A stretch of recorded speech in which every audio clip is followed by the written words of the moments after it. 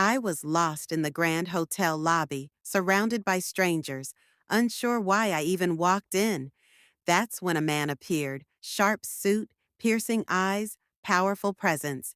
He looked straight at me and whispered, "You're exactly who I came for." In that moment, my world shifted forever. Hi, I'm going to share a story with you that still feels unreal every time I think about it. It's the kind of story that doesn't just happen to ordinary women like me. And yet, it did. One moment I was lost in a hotel lobby, feeling out of place, and the next, a billionaire was standing in front of me, looking into my eyes like he had been searching for me all along. This story isn't just about wealth or glamour, it's about the way life can flip in a single moment. How someone powerful can shift your entire world with just a few words. There's mystery here, there's romance, and there's that raw feeling of being seen when you least expect it. So, before I dive in, let me ask you, if you love stories that make your heart race and your mind wander, make sure to like this video, subscribe, and hit the bell so you don't miss what's coming next. And when I finish, I'd love to know, what would you have done if you were me?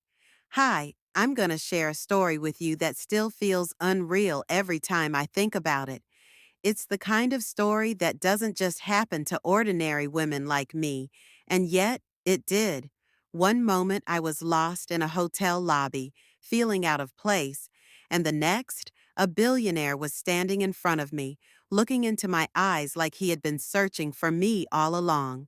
This story isn't just about wealth or glamour. It's about the way life can flip in a single moment, how someone powerful can shift your entire world with just a few words. There's mystery here, there's romance, and there's that raw feeling of being seen when you least expect it. So before I dive in, let me ask you, if you love stories that make your heart race and your mind wander, make sure to like this video, subscribe, and hit the bell so you don't miss what's coming next. And when I finish, I'd love to know, what would you have done if you were me? For a moment, I thought I had misheard him. The words hung in the air, heavy, impossible, almost unreal. "You're exactly who I came for." My lips parted, but no sound came out. Around us, people were still moving, checking in, laughing, clinking glasses, but it felt like the whole world had frozen in that instant. I blinked up at him, trying to piece together what he meant. He didn't look uncertain. He didn't even look like a man prone to jokes. His eyes were steady, dark, and intent, as though he had rehearsed this moment in his mind and was only now letting it play out. "Excuse me?" I finally managed, my voice softer than I intended. He smiled then, just barely, a slow, deliberate curve of his lips that carried more confidence than a room full of businessmen in tailored suits. "I've been looking for you," he said simply, as though it explained everything.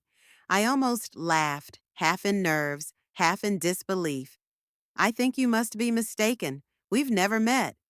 "Not yet," he said, his tone calm but certain, like he knew something I didn't. He gestured lightly toward the seating area, asking if I'd sit with him. My instinct was to refuse. I mean, who just walks up to a stranger and says things like this? But something about his presence made it hard to turn away. As we walked, I noticed the staff glancing at him, respectful yet cautious, as though they recognized not just his face, but the weight of his influence. He didn't demand attention, but it followed him effortlessly.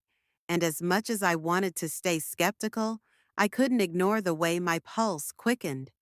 He sat across from me, leaning forward slightly, his elbows resting on the table as though we'd known each other for years. "You don't have to believe me yet," he said, "but I promise, there's a reason we're meeting tonight." His voice was smooth, almost too smooth, and that unsettled me. People like him didn't just wander into my life. Men who carried themselves with quiet power, who had the kind of gaze that made you question everything you thought you knew. They belonged in movies, not across from me in a hotel lounge. I folded my hands together, trying to ground myself. So, what are you saying? That you just came here to find me? Yes, he answered without hesitation. You're exactly who I came for. The conviction in his voice rattled me. Part of me wanted to get up, to run before I got pulled into something I couldn't control. But another part of me, curious, reckless, maybe even hopeful, wanted to stay and hear more. Because deep down, something told me this wasn't just a chance encounter. This was the beginning of something I couldn't yet name. I sat there, half dazed, trying to steady my breathing as he leaned back in his chair. His eyes never left mine, and that unsettled me more than anything. Most men I knew struggled to hold a gaze, hiding behind small talk or nervous laughter, but not him. He was deliberate, steady, the kind of man who looked at you like he had already decided you mattered. The waiter appeared almost instantly, as though summoned by his presence. Without glancing at the menu, he ordered coffee for both of us. Calm, certain, as though he somehow knew I needed something warm to steady my nerves. I should have been offended, maybe even annoyed at the assumption. But instead, I found myself grateful. My throat was dry, my palms restless, and the thought of something as ordinary as coffee felt grounding. I know this must feel strange, he said after a pause, his voice smooth but low enough that it felt like it belonged only to me. A man walking up to you, saying words no stranger should ever say. But I need you to understand. I don't believe in coincidences. I believe in timing. And tonight, the timing is you. I wanted to roll my eyes, to call it a line, to dismiss him as another wealthy man who thought charm and mystery could make up for arrogance. But when I looked at him, I didn't see arrogance. I saw certainty. That was even more dangerous. Why me? The question slipped out before I could stop it. There are 100 women in this hotel tonight. Women who actually belong here. Why would you choose me? His smile softened, and for the first time, I saw something flicker in his eyes. Something quieter, almost vulnerable. Because you're not like them. They live for this world. You don't. And that's exactly why I noticed you. The words caught me off guard. My stomach tightened, not because I believed him fully, but because a part of me wanted to. I had spent so long being overlooked, blending into rooms where I was either too much or not enough. And now, here was a man, a stranger with the weight of a billionaire's aura, telling me I was exactly who he had been waiting for. Still, I wasn't ready to be swept away. You don't even know me, I whispered, more to myself than to him. I'd like to, he said simply. Let me start with tonight. There it was, the invitation. Not grand, not extravagant, but powerful all the same. My chest tightened as I tried to process what it meant. A voice in my head screamed to leave, to escape before I found myself entangled in something beyond my control. Another voice, quieter but far more persuasive, told me that life rarely handed out moments like this. The coffee arrived, breaking the tension, steam rising between us like a fragile veil. I wrapped my hands around the cup, hoping its warmth could quiet the storm inside me. He waited, patient, as though he knew my answer would not come quickly. And as I sat there, sipping coffee in the middle of a hotel I had no business being in, with a man whose world was galaxies away from mine, I realized something terrifying. I wanted to say yes, not because I trusted him, not yet, but because for the first time in a long time, I felt seen. The more time I spent with him in that lobby, the more my curiosity tangled with caution. His presence was magnetic, yes, but beneath the surface of his polished charm, I sensed something heavier, like a shadow he was carrying.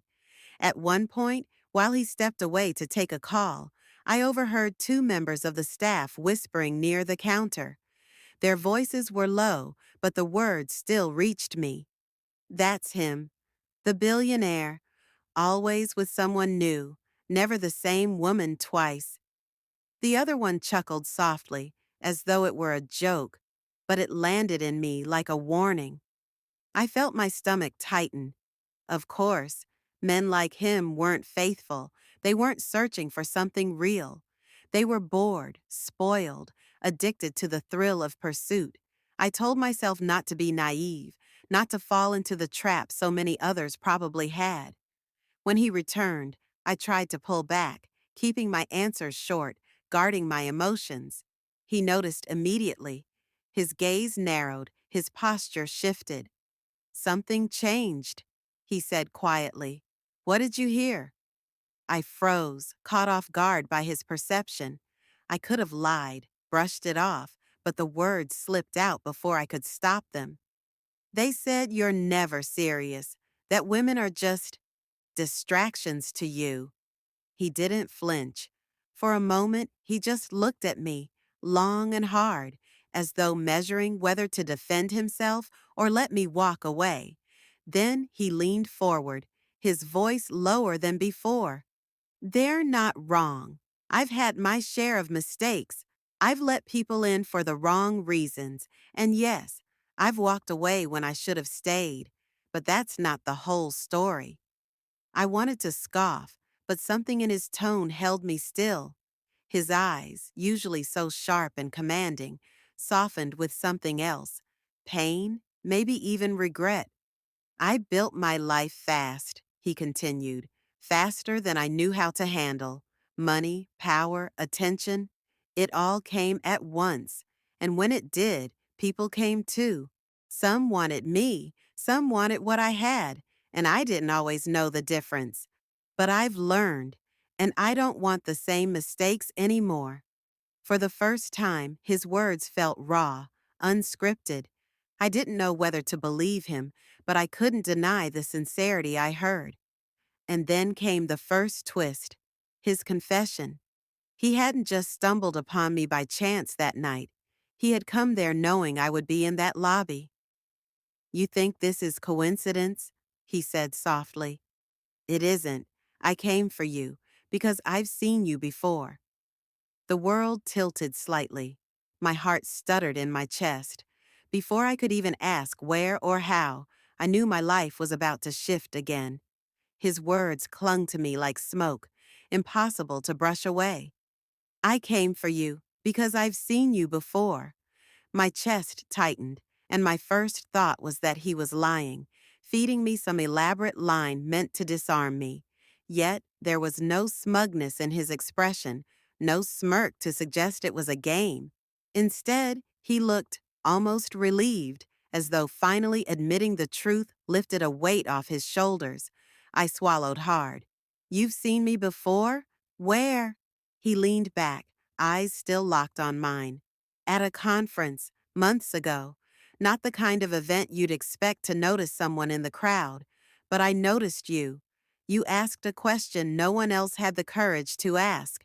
It stuck with me. My mind raced.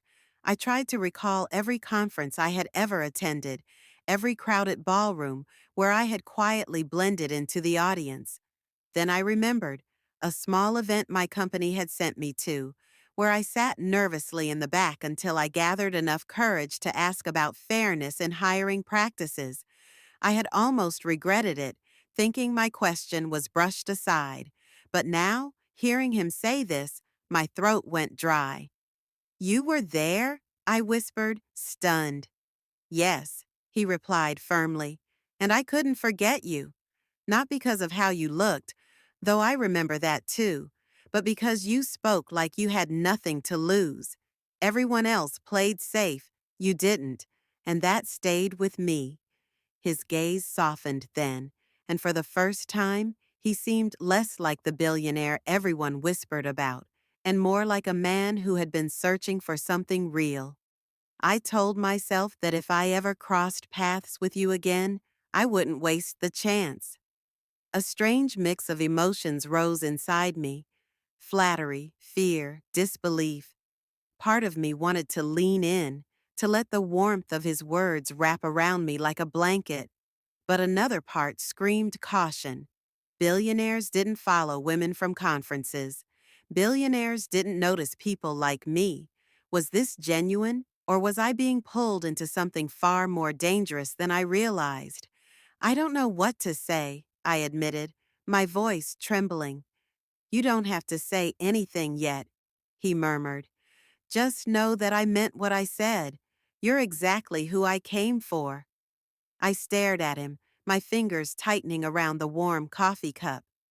My instincts warred against each other. I had always prided myself on being careful, on never letting emotions blind me.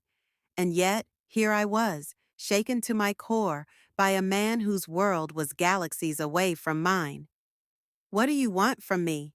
I finally asked, the words heavier than I intended. His answer came without hesitation. A chance to prove that not everything about me is what they say, that I can be more than a name, more than the headlines, that with you, I can be honest. The honesty in his tone pierced through my defenses, even as doubt still lingered. Was I willing to take that risk?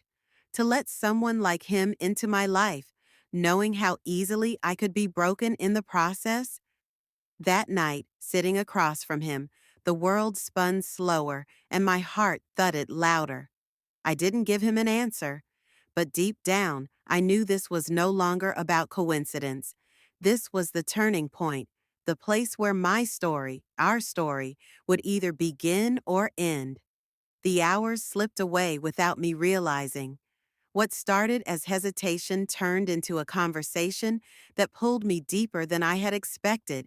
He asked me questions no one ever bothered to ask, about my dreams, my struggles, the things that scared me at night when I was alone. And unlike most people, he didn't just listen politely, he listened like every word mattered. Yet still, I wrestled with doubt. A part of me wondered if he was simply skilled at saying the right things, if this was another story he had told before with someone else. But when his eyes lingered on me, not on my clothes, not on my posture, not on the image I projected, I felt something shift.